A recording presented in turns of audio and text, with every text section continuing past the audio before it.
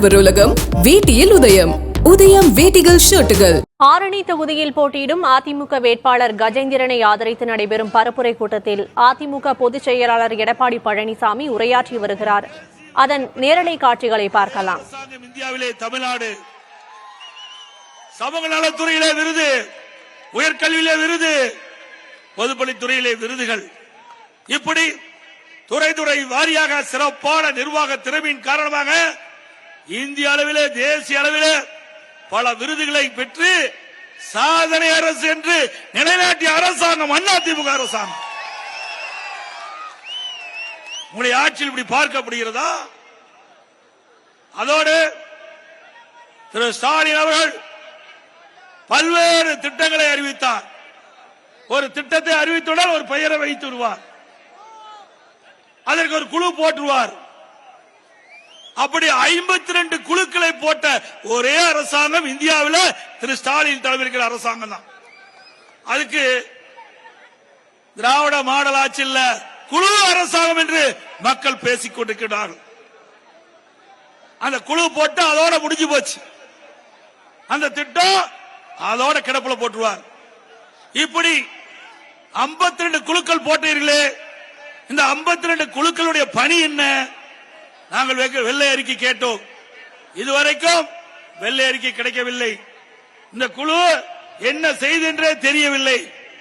ஆக ஒரு பொம்மை முதலமைச்சர், திறமையற்ற முதலமைச்சர் இந்த நாட்டை ஆண்டு கொண்டிருக்கின்ற காரணத்தினாலே குழு போட்டு போட்டு திட்டமே நிறைவேறாமல் 3 ஆண்டு காலம் கழித்துதான் மிச்சம். அதோடு எல்லா துறையிலும் ஊழல் இல்லாத துறையே கிடையாது. ஏற்கனவே ஊழலுக்காக ஒரு அரசாங்கம் கலைக்கப்பட்டது என்று சொன்னால் திமுக அரசாங்கம் தான் ஊழலுக்காக கலைக்கப்பட்ட அரசாங்கம். ஒன்றா இரண்டா? திரு கருணாநிதி அவர்கள் முதலமைச்சர் இருந்த காலகட்டத்திலே ஊழல் பிறந்து விட்டது. வீரான ஊழல், பூச்சி மருந்து ஊழல், அரிசி பேர ஊழல், இப்படி ஊழல் என்று ஊழலுக்கு சொந்தமான கட்சி திமுக கட்சி. வாரிசு அரசியல் என்ன? திரு கருணாநிதி குடும்பம் மன்னர் குடும்பமா? திரு கருணாநிதி முதலமைச்சர் இருப்பாரு, திரு ஸ்டாலின் முதலமைச்சர் வருவாரு, அடுத்தது உதயநிதி வர்றதுக்கு முயற்சி பண்றாரு, அது நடக்காது, அது வேற விஷயம். திமுக வேற ஆளே இல்லையா? திமுகவில் வேற ஆளே கிடையாது. நான் அதுக்குதான் எல்லா பொதுக்கூட்டத்திலையும் பேசுறேன்.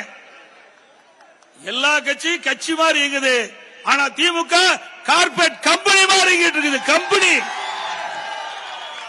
அந்த கம்பெனியில தான் அப்பாவுக்கு அடுத்து மகன் வருவாங்க, அது ஓனரா. அப்படி ஒரு கார்பரேட் கம்பெனியாக இருக்கின்ற ஒரு கட்சி திமுக கட்சி. மக்களுக்கு எந்த நன்மையும் கிடையாது. எப்பொழுது சிந்தனையும் வீட்டு மக்களை பற்றி தான் திரு ஸ்டாலினுக்கு வந்து கொண்டிருக்கும். ஒரு உதாரணத்துக்கு சொல்ல வேண்டும் என்றால்,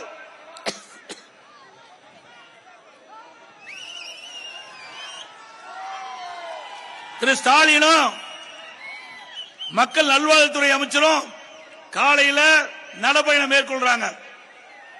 அப்ப திரு ஸ்டாலின் மக்கள் நல்வாழ்வுத்துறை அமைச்சர்கிட்ட கேட்கிறார், என்னுடைய மகன் திரு உதயநிதி ஸ்டாலின் நடித்த படம் கழக தலைவன், அது எப்படி ஓடுது, எவ்வளவு கலெக்ஷன் கிடைக்குது அப்படின்னு விசாரிக்கிறார்.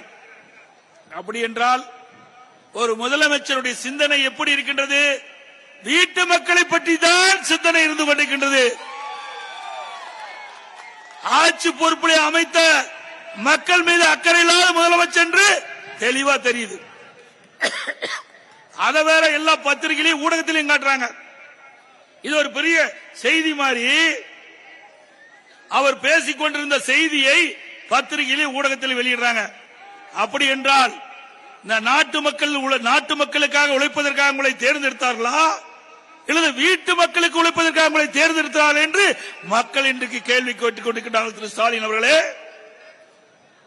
அனைத்து இந்திய அண்ணா திராவிட முன்னேற்ற கழகத்தில் அப்படி அல்ல. இந்தியாவிலேயே ஜனநாயகம் உள்ள ஒரே கட்சி அதிமுக கட்சி ஒண்ணுதான். அதிமுக கட்சியில் தான் இங்கே இருக்கின்றவர் இங்கே வந்து பேச முடியும், வேற எந்த கட்சியிலும் கிடையாது. இங்கே இருக்கின்றவர் இங்கே மேடையிலே அமர முடியும். நானும் ஒரு காலத்திலே உங்களை போல் நின்று தலைவர்களுடைய பேச்சை கேட்டு புரட்சி தலைவர் எம்ஜிஆர் ஈர்க்கப்பட்டு கிளைக்கழக செயலாளர், ஒன்றிய பொறுப்பு, மாவட்ட பொறுப்பு, மாநில பொறுப்பு, பிறகு எம்எல்ஏ, எம்பி, அமைச்சர், முதலமைச்சர். ஆக ஒரு கிளை செயலாளர் பொதுச் செயலாளராக வர முடியும் உள்ள ஒரே கட்சி அதிமுக கட்சி.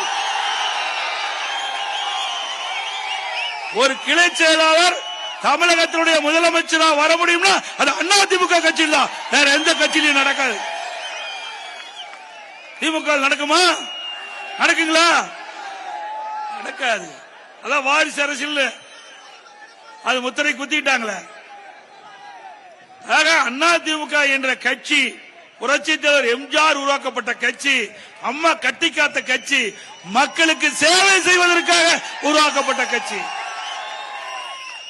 கிராமத்திலிருந்து நகரம் வரை ஏழை எளிய ஒடுக்கப்பட்ட, நசுக்கப்பட்ட, தாழ்த்தப்பட்ட கடைக்கோட்டில் இருக்கின்ற மனிதன் கூட சிறப்பாக வாழ வேண்டும் என்று சட்டமையிட்டு அமல்படுத்தி அந்த திட்டம் கடைக்கோட்டி மக்களுக்கு போய் சேர்கின்ற